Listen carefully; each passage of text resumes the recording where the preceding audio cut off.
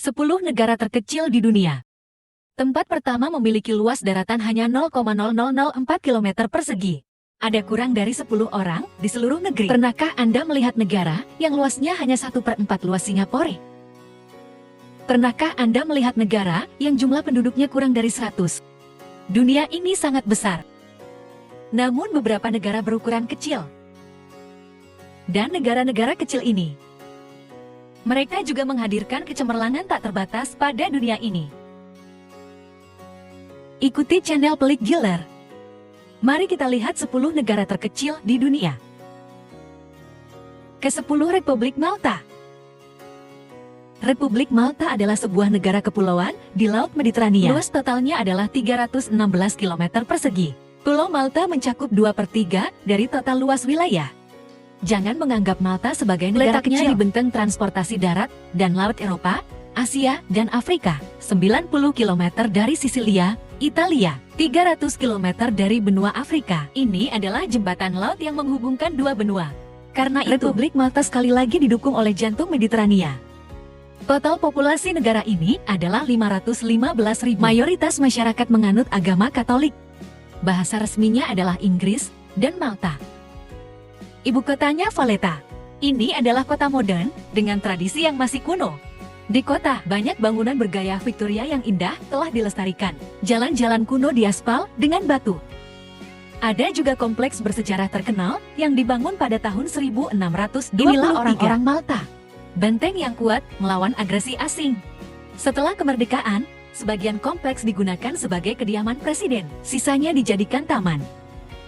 Pariwisata adalah industri pilar di Pulau Malta. Jumlah wisatawan setiap tahun setara dengan 3 kali lipat jumlah penduduk negara. Pendapatan pariwisata menyumbang sekitar 30% PDB. Ini adalah pulau yang bermandikan sinar matahari. Matahari bersinar sepanjang tahun. Hangat seperti musim semi, tidak perlu memakai sweater di musim dingin yang paling dingin. Dan itu kecil. Anda dapat mengelilingi pulau dalam waktu setengah hari dengan bus. Sangat cocok untuk perjalanan singkat. Ke-9, Maldives. Maladewa adalah negara kepulauan di Samudera Hindia. Sekitar 600 km dari India bagian selatan. Luas daratannya 115.300 km persegi. Luas tanah 298 km persegi. Populasi 557.000. Maladewa terdiri dari 26 atol alami. Tersebar dalam wilayah laut seluas 90.000 km persegi.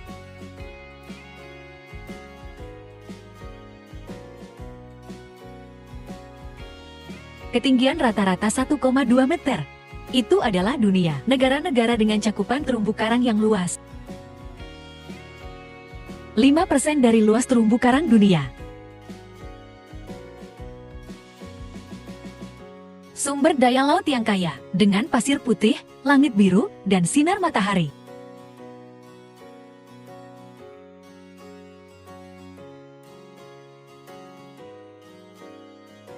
Meletakkan dasar yang baik. Maladewa mulai gencar mengembangkan pariwisata. Tingkat kontribusi pendapatan pariwisata terhadap PDB-nya.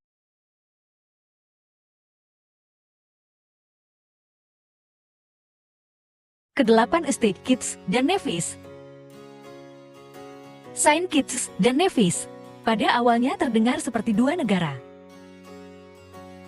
Membahas terbentuknya negara. Sebuah pulau bernama Nevis. 1493 Columbus dalam pelayaran keduanya.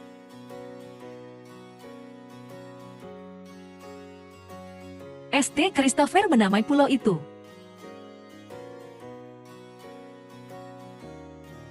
Columbus terasa bagaikan gunung dengan salju putih di puncaknya, sehingga dinamakan Pulau Nevis.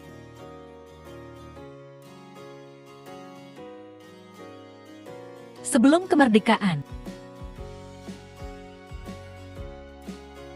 mungkin kita berbagi masalah yang sama. Masyarakat dari kedua pulau tersebut mendiskusikan penggabungan.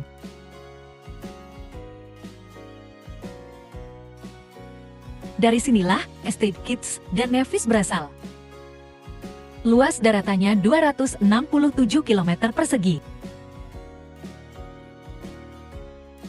Pulau Navis 93 km persegi. Navis terletak 3 km tenggara St. Kitts. Kedua pulau tersebut merupakan gunung berapi. Bagian tengah pulau ini tertutup hutan lebat. Beberapa sungai berasal dari sini dan mengalir ke laut. Sebagian besar penduduknya tinggal di wilayah pesisir. Sebagai negara kepulauan dengan wilayah dan jumlah penduduk yang kecil, pariwisata adalah industri pilar St. Kitts dan Nevis. Namun terlepas dari pendapatan pariwisata, St. Kitts dan Nevis, ada juga sumber pendapatan devisa yang terkenal. Berinvestasi pada diri sendiri, mengeluarkan paspor, memberikan pendapatan finansial yang berkelanjutan dan stabil ke St. Kitts, paspor St. Kitts dan Nevis, di negara-negara Schengen UE, negara-negara persemakmuran. 150 negara dan wilayah termasuk komunitas Karibia. Anda bisa mendapatkan bebas visa atau visa on arrival, sehingga mereka disebut juga sebagai Raja Paspor. Ketujuh, Pulau Marshall. Pulau Marshall terletak di wilayah Mikronesia Pasifik Tengah. Terdiri dari 1.225 pulau dan pulau-pulau terumbu di Tenggara, secara kolektif disebut Kepulauan Sulawesi. Kepulauan Barat Laut dikenal sebagai Kepulauan Matahari Terbenam. Kedua bagian tersebut terpisah sekitar 208 km. Mayoritas penduduk terkonsentrasi di ibu kota Majura dan Pulau Ibe di atol Kwajalein. Jumlah penduduk Kepulauan Marshall pada tahun 2017 hanya 54.300 jiwa. Dia memiliki landasan penerbangan yang sangat baik. Rute internasional yang ada terhubung ke Hawaii, selatan ke Fiji, Australia, dan Selandia Baru. Menghubungkan timur ke Saipan, Guam, dan Tokyo di Pasifik Selatan. Sangat nyaman untuk bepergian. Lingkungan alam Kepulauan Marshall yang indah dikenal sebagai Mutiara Hitam Pasifik Selatan. Jauh dari hiruk-pikuk kota. Tidak ada polusi industri. Udara segar, menenangkan. Air biru. Pantai yang jernih. Ada kebun kelapa di mana-mana, di Fusu. Sungguh menyegarkan menginjakan kaki di tanah ini. Negara ini banyak adat istiadat unik penduduk Pasifik yang masih dilestarikan. Kebiasaan.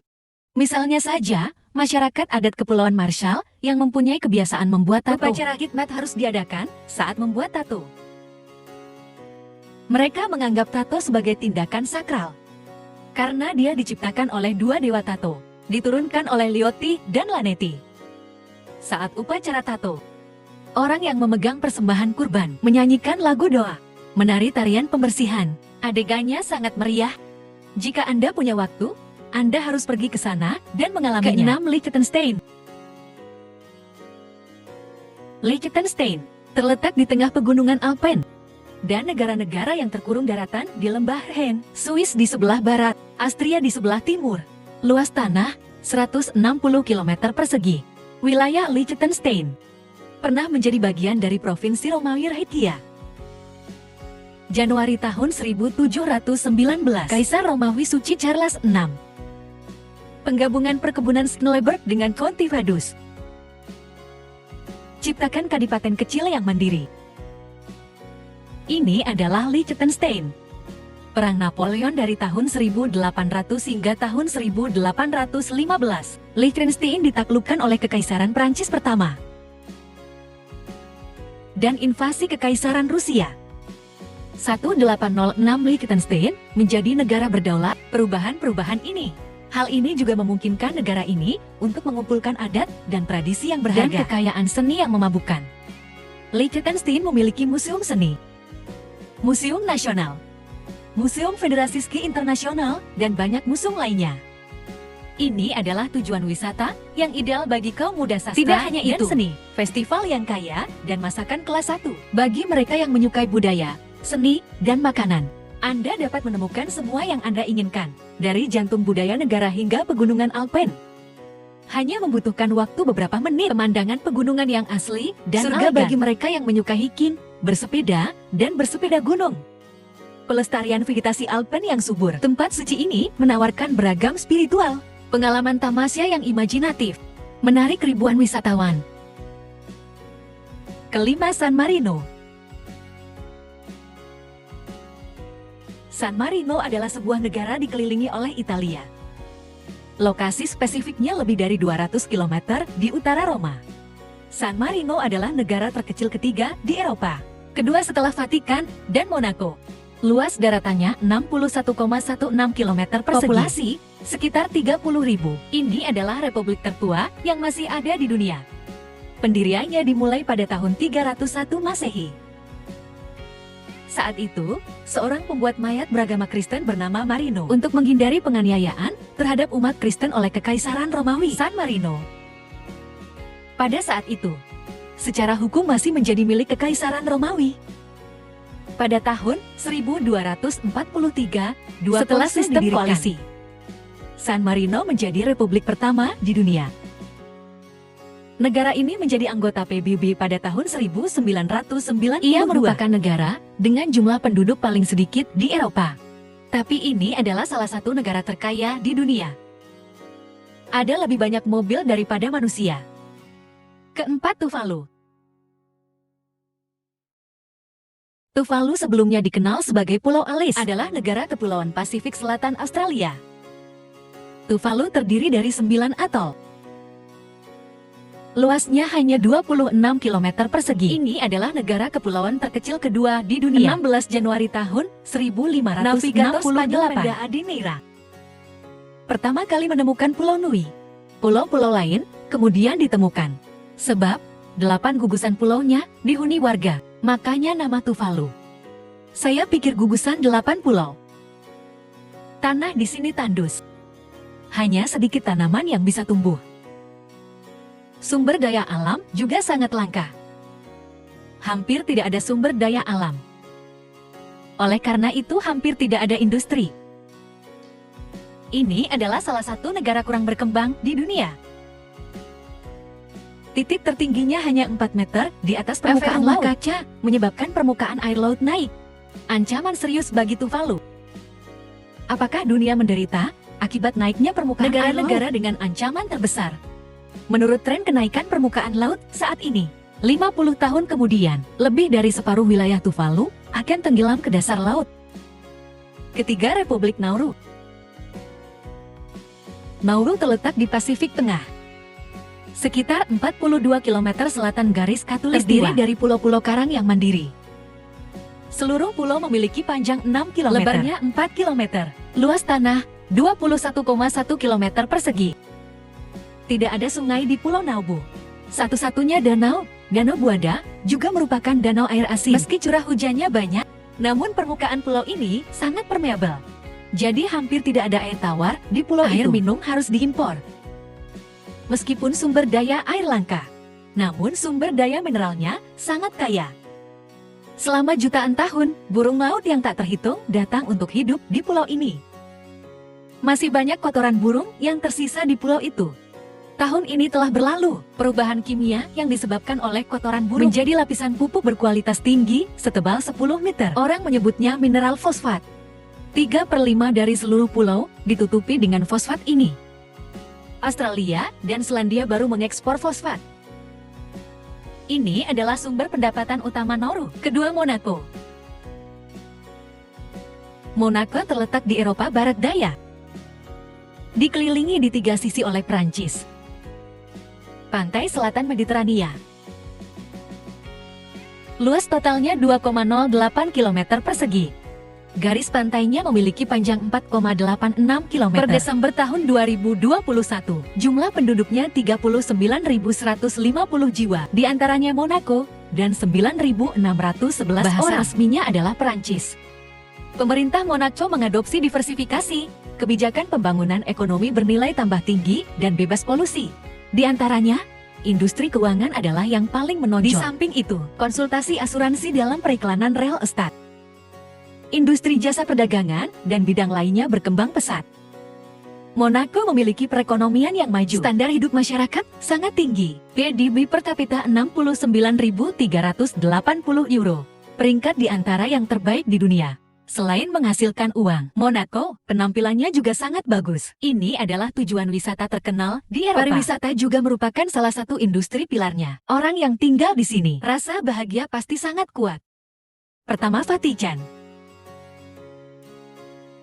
Vatikan terletak di sudut barat Laut Roma, Italia. Ini adalah negara terkecil di dunia berdasarkan luas daratan. Luas daratannya hanya 0,44 km persegi.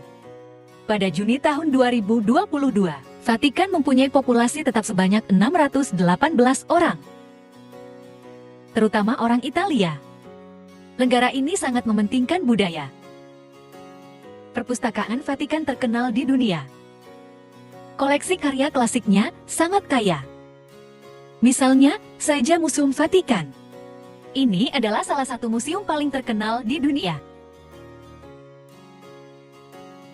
Negara kecil ini juga memiliki mata uangnya sendiri, mata uang nasional kota Vatikan. Mata uang ini dipicu oleh Bank Vatikan. Volume pencetakan tahunan sangat kecil, sebab wisatawan asing bisa saja membawanya kembali untuk dikoleksi. Benar-benar digunakan sebagai mata uang atau warga Vatikan. Tentu saja, selain budaya dan mata uang, yang paling menarik wisatawan adalah Basilika Santo Petrus. Bangunan ini memiliki sejarah lebih dari 500 tahun. Gereja ini baru saja dibangun. Butuh waktu hampir 70 tahun. Seluas lebih dari 20.000 meter persegi. Dapat menampung hingga 60.000 orang.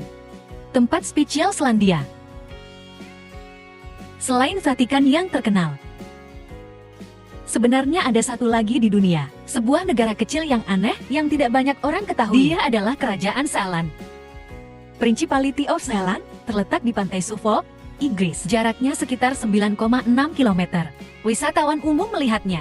Saya pikir itu hanya platform pengeboran tua. Tapi sebenarnya, itu adalah klaim yang harus ditetapkan. Negara swasta yang tidak diakui secara internasional. Luas daratannya hanya 0,0004 km persegi. Negara super mini. Tidak hanya memiliki sistem tahta turun-temurun yang lengkap. Ada hingga 5 penduduk tetap negara tersebut. Raja Padibatas. Sementara, pasukan Inggris sedang mundur. Tetaplah diam-diam di dalam bentang. Kemudian ambil alih gunung itu dan jadilah raja. Ini tidak mempunyai sumber daya. Industri.